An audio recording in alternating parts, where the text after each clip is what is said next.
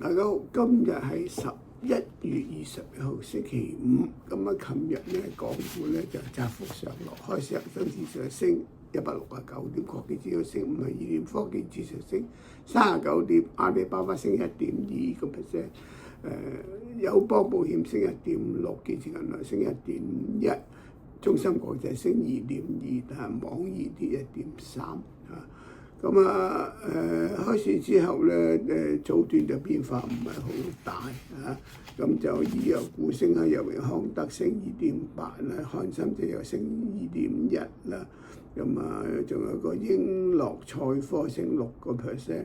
咁呢個寧德時代到解禁，哇個股價急挫7%。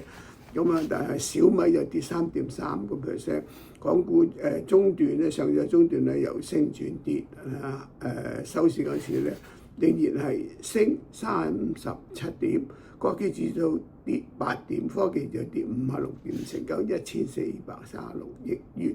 下晝升轉跌，恒生指數跌成100幾點，主要都係小米跌3.7%，阿里巴巴跌1.3%拖累。但係咧就金融股升建設銀行升1.3%，友邦升1%，工商銀行升1%。聯想業績好升3%，李寧升3.6%，美的升1.5%。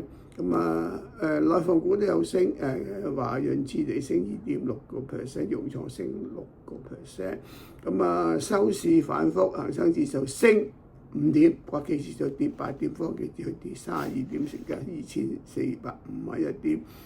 琴晚美股就相當反覆，早段係急升嘅，由英偉達帶領道瓊斯升成700幾點，到中段咧嗰個9月份嗰個非農新增職位咧係出嚟比預期嘅高。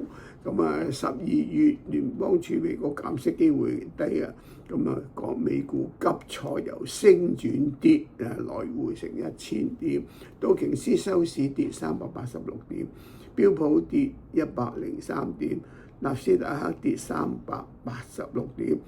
英偉達由升6% 變到跌3%，拖累咗美股下跌。港股預託證券跌486點，夜期跌388點，估計今日港股就會下跌㗎啦。